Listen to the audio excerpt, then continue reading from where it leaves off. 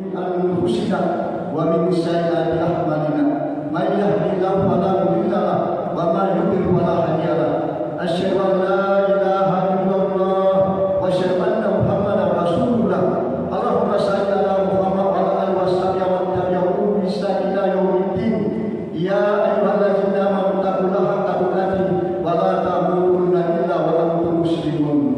Masyarakat muslimin sidang jamaah Jumat rahimakumullah. Puji syukur kita panjatkan kepada Allah Subhanahu wa taala karena pada hari ini kita masih diberi kekuatan dan kesehatan sehingga dapat hadir di tempat yang berbahagia ini dalam rangka menunaikan kewajiban kita selaku umat Islam melaksanakan sholat Jumat secara berjamaah. Dan banyak kita bersolat kepada junjungan kita Nabi besar Muhammad sallallahu alaihi wasallam beserta keluarga dan sahabat-sahabatnya. Pada Jumat yang mulia ini, kami selaku khatib berwasiat kepada diri sendiri dan kepada para jamaah untuk senantiasa meningkatkan keimanan dan ketakwaan kita kepada Allah Subhanahu wa taala. Karena hanya dengan iman dan takwa kita bisa selamat mengarungi kehidupan di dunia dan di akhirat. Pada kesempatan yang berbahagia ini, kami akan membawakan judul khutbah yaitu syukur dan nikmat sebagai senjata bagi orang-orang yang beriman.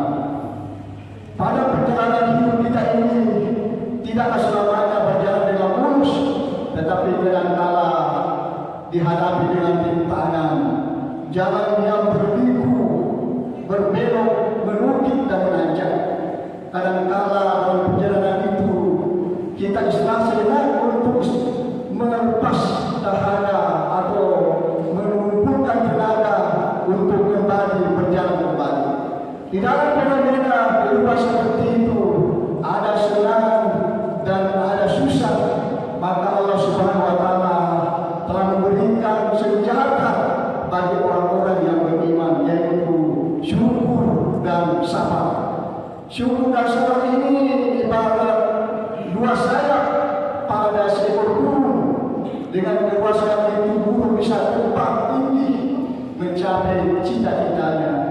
Kalau satu sayap saja itu patah, maka burung itu tidak bisa terbang, apalagi kalau kedua sayapnya patah. Begitu juga dengan kehidupan kita di muka bumi ini. Syukur dan sabar itu bisa kita gunakan dalam rangka bagaimana mengarungi hidup dan kehidupan di dunia ini. Jadi syukur itu menurut pengertian bahwa kita menampakkan nikmat Allah.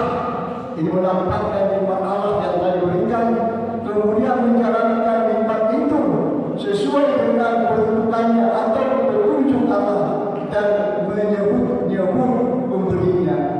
Jadi kalau kita mau melihat bagaimana syukur ini dengan nikmat Allah, maka sebenarnya sepatutnya kita bersyukur dalam banyaknya nikmat Allah yang telah diberikan kepada kita. Sebagaimana firman Allah dalam Al-Quran, A'udzubillahi minasyaitonir rajim, bismillahirrahmanirrahim. Wa in ta'uddu ni'matallahi la tuhsuha. Jadi wa in ta'uddu ni'matallahi la tuhsuha. Seandainya engkau mau menghitung nikmat kepada Allah, engkau tidak bisa menghitungnya karena saking banyaknya nikmat Allah yang diberikan kepada kita. Kalau kita melihat tubuh kita sebenarnya, mata itu mata itu adalah suatu kenikmatan yang luar biasa. Kalau misalnya ada orang kaya yang punya banyak uang kemudian kita tidak, dia menawarkan memberi kita puluhan miliar misalnya, tapi dengan syarat bola mata kita yang kedua diambil.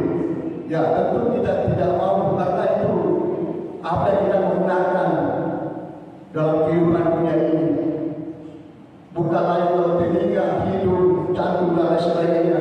Jadi kalau kita mau hidup nikmat itu, maka benar firman Allah, engkau tidak bisa menghitungnya walaupun engkau menggunakan mesin canggih sekalipun, karena saking banyaknya nikmat-nikmat Allah yang sudah diberikan kepada kita. Hadirin yang dirahmati oleh Allah Subhanahu wa taala. Kemudian sabar.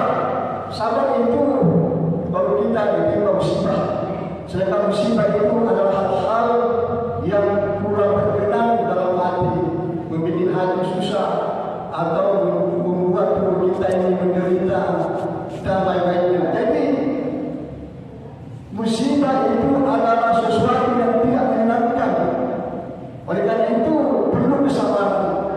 Jadi menurut ulama kalau datang musibah itu ada tiga hukum, ya tiga hukum yang harus kita pegang.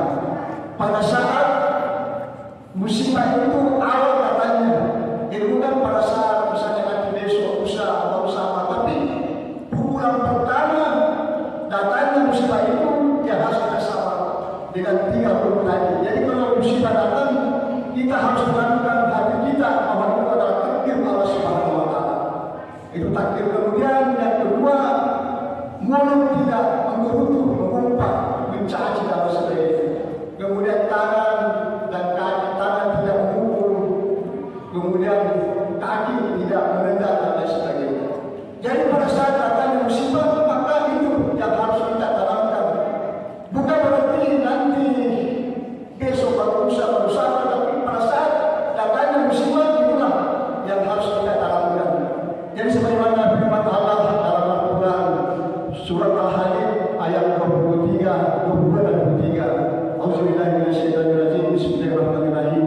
Ma asaba min musibatin fil ardi wa ma fi anfusikum illa fi kitabin min qabli an nabraha inna dzalika 'alallahi yasir likay la tastawu ma fatakum wa la tafrahu bima atakum wallahu la yuhibbu kulla mukhtalin fakhur. Jadi tiada satu bencana pun yang menimpa di muka bumi ini dan juga kepada dirimu sendiri, hal itu sudah tercatat dalam kitab Lauhul Mahfuz sebelum bumi diciptakan. Hal itu mudah bagi Allah.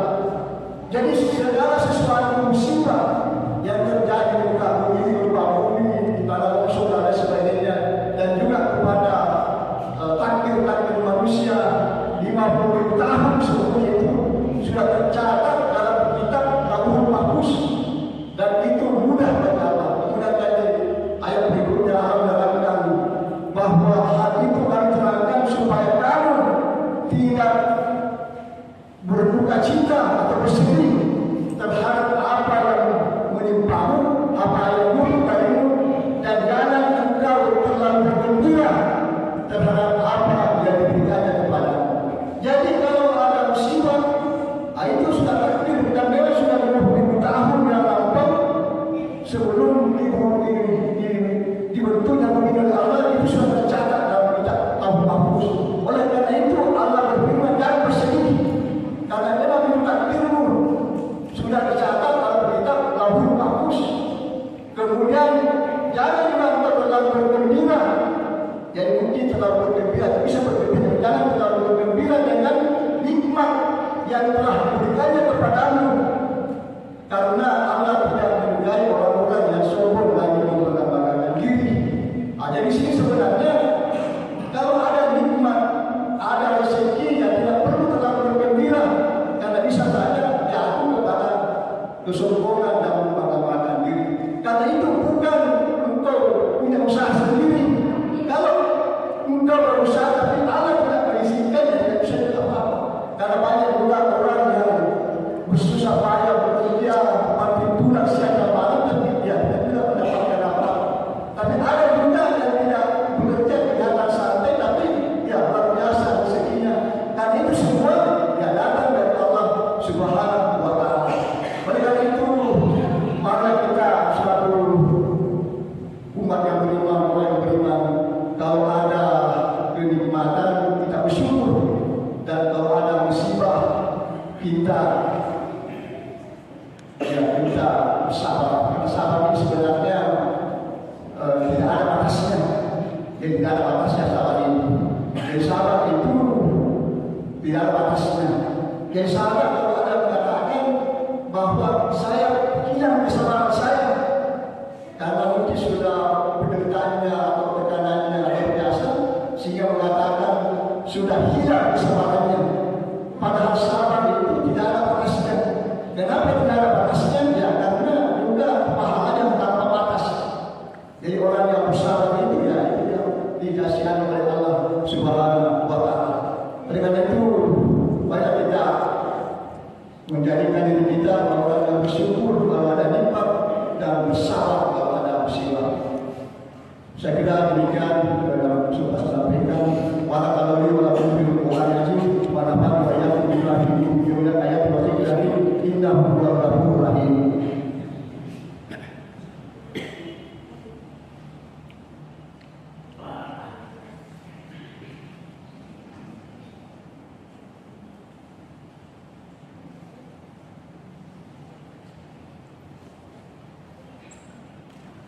Alhamdulillah hamdan katsiran kama asyhadu an la ilaha illallah wahdahu la syarika lah wa asyhadu anna Muhammadan abduhu wa rasuluhu mab'uts ila sayyidil bashar.